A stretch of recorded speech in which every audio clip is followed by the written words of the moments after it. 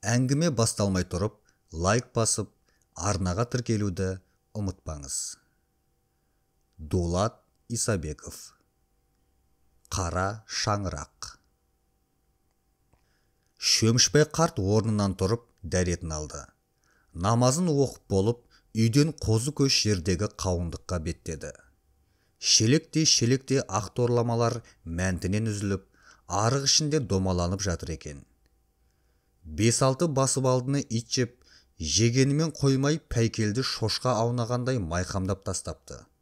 Қарт күйініп кетті. Итчесінде беккен екен ғой бұларды. Қап шошқаның итай. Ана сүмеле кесіркепке мылтық әкеп бер деп Құдайдың зарын қылғаным қашан. Мәкіл көке деп кетіп ет.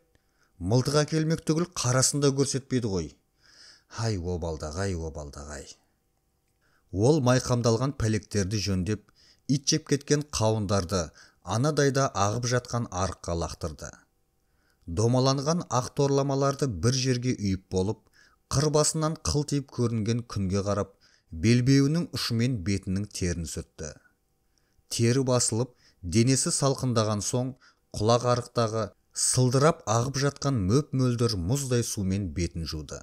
Сонан кейін қауындық басына кеше кешкілік арқандап кеткен көгесекке тоқым салып, айылын тартты да, қауын толы 2 қапты қоржын етіп артып, иесінің тым ерте әбігерге салғанына наразылық білдіргендей, басын төмен салбыратып, әлі самарқау тұрған есекті ықы арам қатқыр деп су арқанның ұшымен тартып жіберді.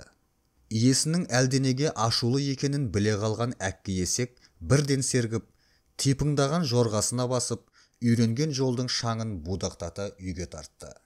Есік алдындағы үлкен шайла астында 3-4 немересі пырылдап ұйықтап жатыр. Кең төсекте аунай-аунай, әрқайсысы әр тұсқа шашылып қапты. Анау басы төсектің аяқ жағына қарап қалғаны үлкен баласы Жарылқаптың ортаншы ұлы. Ала мысықты құшақтап ұйықтап жатқаны Мүсіркептің кенже қызы. Ал бергі шетте жастығын аяғына жастап жатқаны Ордабасыдағы жиен қыз. Үлкені 6-да, ең кішісі 2-де. Бұлардың арасында арыстағы Есіркептің ғана баласы жоқ. Көктемде барып кішкентайларын алып қайтпақ болғанда баласы: әлі тым жас қой көке, сәл буыны қатайсын, сонан соң өзім апарып тастаймын деп күмілжіген. Келін де пәлендей ниет білдіре қоймады.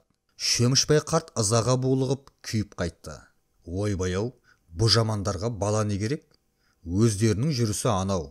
Аттың жемін жеп тайдың тірлігін істейді. Күні бойы екеуі екі жақта. Сөйтіп жүріп балаларын қимайтындарын қайтерсің? О жамандар, күшіктер. Кеше ғана еді ғой мұрындарыңның тыйылғаны. Бүгінге бала керек боп қапты. Енді міне, осындағы 3 немересін көңілге тоқсанамай, 2 пұт ұн мен 2 қап қауынды есек арбасына тиеп ап, Шөмішбай қарт арыстағы Есіркептің үйіне күн бақан бойы көтеріле бергенде шу деп жүріп кетті. Ауық-ауық ықы деп қойып, арба үстінде үнсіз келеді. Осы иттер әке-шешеміз барау деп ойламайды ғой деймін. Әйтпесе қалайсыңдар деп сүт пісірімге келіп кетсе қайтеді шіркіндер. 1-2 қадақ қанты мен үнді шайларының, тіпті мылтықтарының да керек жоқ жүді. Өздері көрініп кетсе нетеді? Қауын қарбыздың сас боп пісіп, ит жеп, ит жегеннен қалғаны шіріп жатса анау.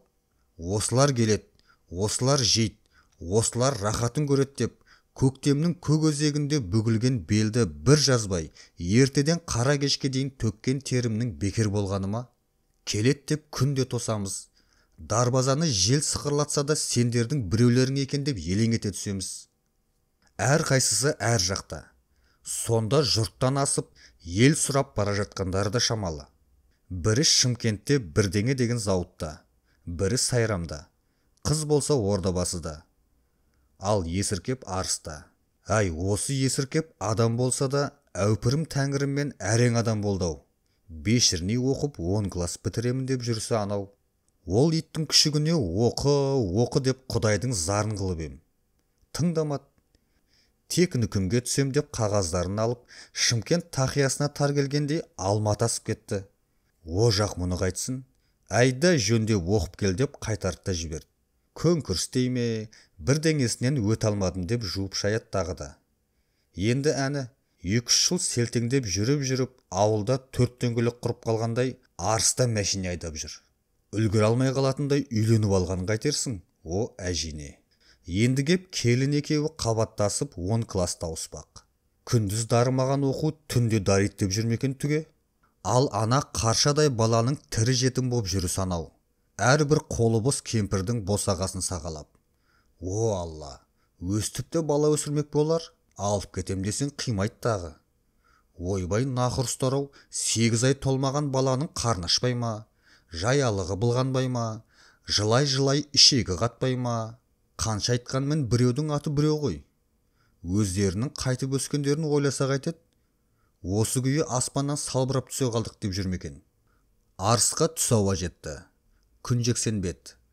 Балалары үйде екен. Есік алдына тоқтаған арбаны көріп, есіркеп майкасымен далаға жүгіре шықты. Зергүл, көкем келді, көкем, деп айқайлап жіберді де әкесін құшақтай алды. Аулақ, деп Шөмішбай баласының қолын сілкіп тастады. Немене, жас бала құсап, әлі есің кірмеген бе? Көкеу, не болды? Не болған қайтесің? Сендер жатыңдар, қаннен қаперсіз. Мен жүрейін, шілденің күнінде шырылдап. Бар, анау арбаны шығарып, есекті көлеңкеге байлады, үстіндегілерін түсіріп ал. Есіркеп тілге келмей лып беріп далаға шығып кетті. Әкесінің ашулы екенін түсіне қойды. Осы кезде іштен келіні де шығып, атасының жүзіне қарай алмай күлімсіреп, ұяла сәлем берді. Бәрекелді, өмірлі бол балам. Ана немелерің қайда? Үйде ұйықтап жатыр. Бесікте ме, жерде ме? Жоқ, деді келіні күлімсіреп. Бесік қайдан болсын? Детский кровать сатып алғанбыз, сонда жатыр. Бесік неге алмайсыңдар? Келіні сөз таппағандай мүдіріп қалды да, ата, үйге кірсеңші деді. Кірем. Енді даладан қайтады ғой деп бедіңдер. Шөмішбай қарт етігін дәлізге шешіп тастап, есіркептің жеңіл тапочкасын аяғына соға салды да ішке енді. Төрдегі салулы көрпеге жантая бергенде есіркеп те кіріп келді. Көке, сіз демала беріңіз, біз тамақ дайындап жіберейік. Қазан аяқта сенің жұмысың қанша? Отыр шошаңдамай бұлай. Әңгіме айтпай ма екен адам деген. Есіркеп болмас дегендей бір күлімсіреп әкесінің қасына отырды. Еттерің бар ма дейді? Әлде ас қатықсыз отырсыңдар ма? Бар ғой. Зергүлдің танысы ет комбинатта істейді. Содан ап тұрамыз. Эхе, деді әкесі мырс етіп. Сөйтеміз де. Жөн. Үшеуіңе де бір тоқты байлап отыр едім. Үйтіп әбіржіп қайтесіз, деп баласы әкесінің сөзін бөліп жіберді. Онан да екеуіңізге жарата беріңіздер. Біз өз күнімізді өзіміз көреміз ғой. О, кешше, деді ішінен Шөмішбай. Кешше болмасаң осылай дермедің? Өз күнімізді өзіміз көреміз ғой. Мен сонда кім үшін тырбанып жүрмін? Жинаған дүниенің рахатын сендер көрмесеңдер, о дүниеге өзіммен бірге ала кетемін бе? Мына малғұнның сөзін қарашай бұл. О, әжине. Көсіліп жатсаң сирағың сыртқа шығатын құрқылтайдың ұясындай тамда отырып, өз күндерін өздері көргішақ. Одан да жұрт қатарлы баспана салып алмай ма түге? Ауылдағы жесір кемпірдің тұңғышбай тентегі құрлы жоқ па? Ертең күн суытса ана баланы ауыртып өлтіреді ғой бұлар. Айтпат деме. Бірақ бұл немелер жаз өтіп қыс келерін ойлат дейсің бе? Әләулаймен жүре береміз деп отыр ғой өстіп. Қыста қайтесіңдер? Осы тамда отыра бермексіңдер ме? Білмеймін. Баздың директоры 2 бөлмелі үй салып берем деп жүр ғой. Ал ана баланы қайтпексіңдер? Өстіп көрінген үйге тастап кете бермексіңдер ме? Жоға, келесі 7-де бала бақшаға орналастырамыз. Не дейді? Шөмішбайдың қолынан кесесі түсіп кетті.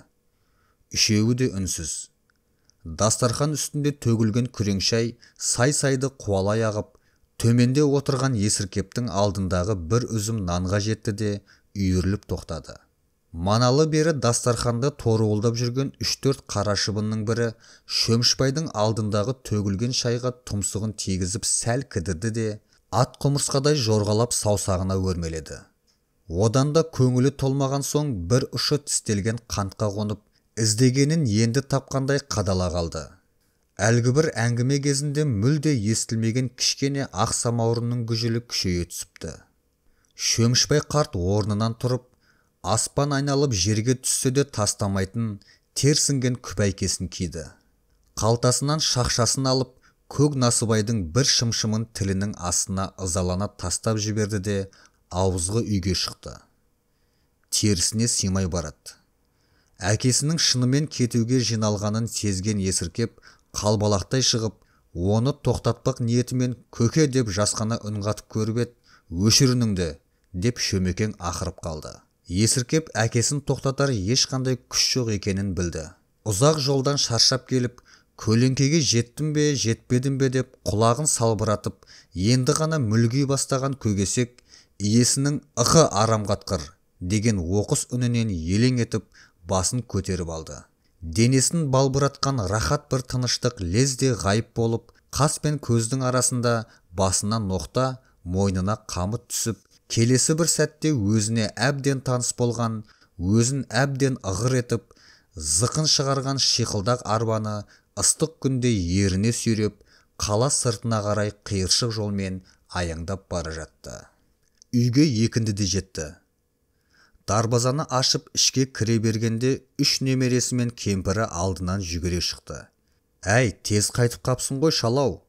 Күн салқындағанда шықсаң қайтетін еді. Ана бала ыстықтан өлмекші болды ғой. Жоғалар мән ербеңдемей. Бала жанын қара көр мұның. Бірдеңенің салқыны тиген бе өзіңе? Тоқтат арбаңды.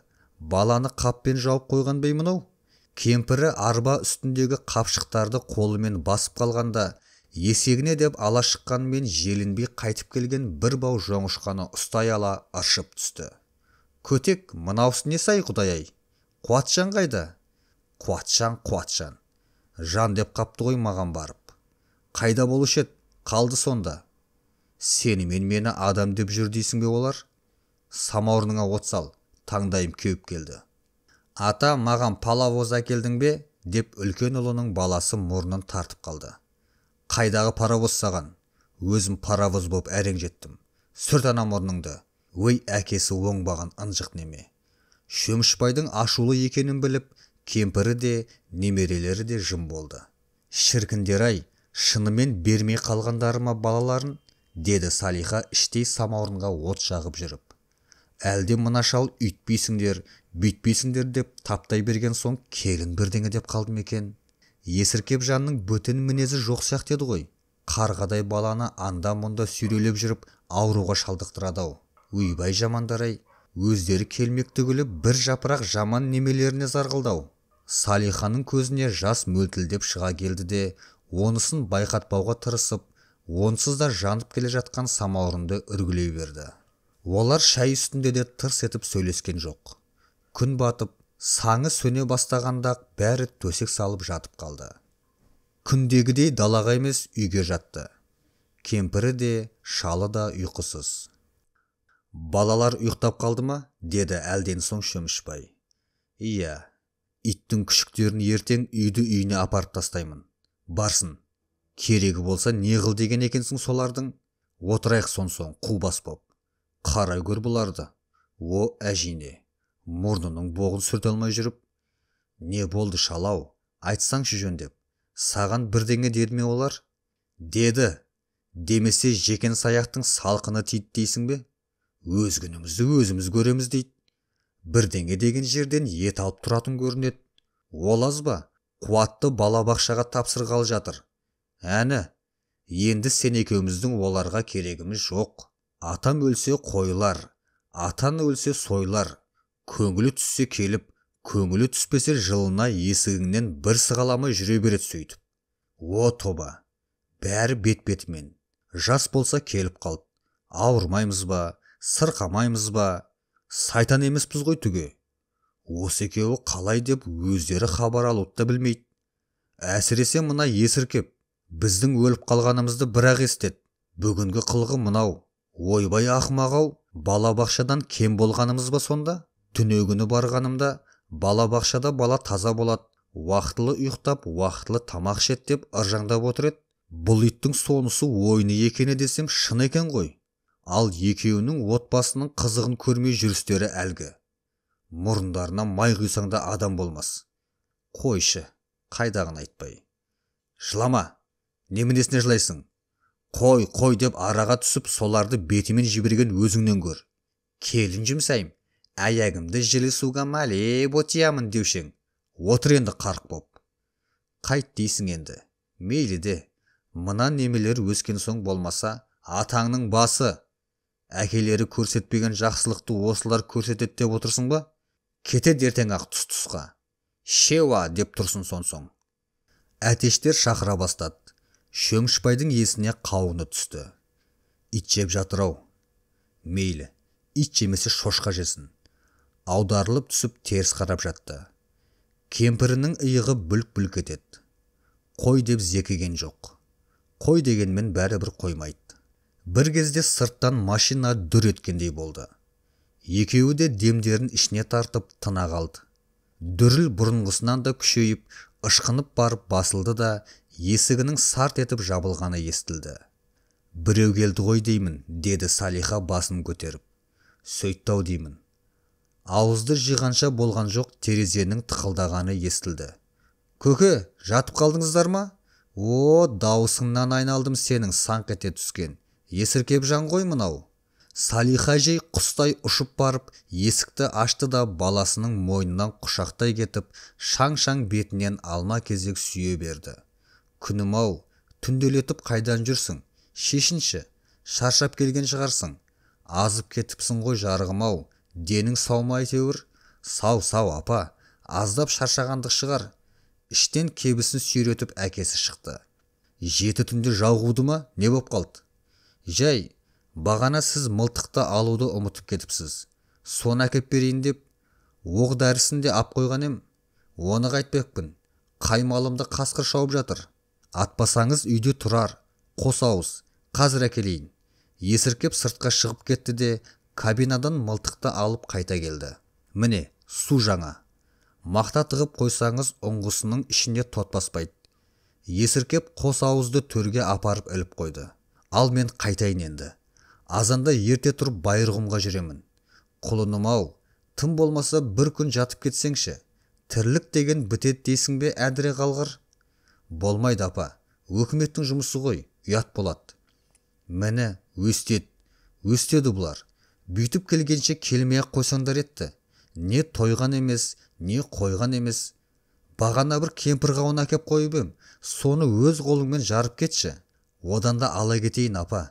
Мен арысқа жеткенше таң сыз беріп те қалар. Тағы келемін ғой. Бүрсігіні осы колхозға жәрдемшілер әкелемін. Сонда бір күн жатып, пәйкел аралап, қалаған қауынымды өзім алып жеймін. Нұраш, Тұраш, әппақтар ұйықтап жатыр екен ғой. Ояна қоймасау бұзықтар. Есіркеп монтиып ұйықтап жатқан үшеуінің бетінен кезек-кезек сүйді. Ойбай жаман, деді ішінен Шөмішбай. Саған бауыр не керек екен десеңші. Есіркеп соңынан әке шешесін тізілтіп, кемпір қауынды қолтықтап сыртқа шықты. Сабырлы қалпынан тая қоймаған Шөмішбай галошын сүйретіп босағаны соң аттады. Есіркеп машинасына от алдырып болған соң, қуатты бүрсігіні келгенімді ала келем, деді екеуіне бірдей қарап. Мүмкін Зергүлде бірге келіп, 2-3 күн жатып кетер. Не қыл дейді? Қуат жанды ма? Деді екеуі де қосарланып. Иә. Кабинаның есігі сарт жабылып, машина орнынан қозғала берді. Мынау жындымей, не деп кетті өзі?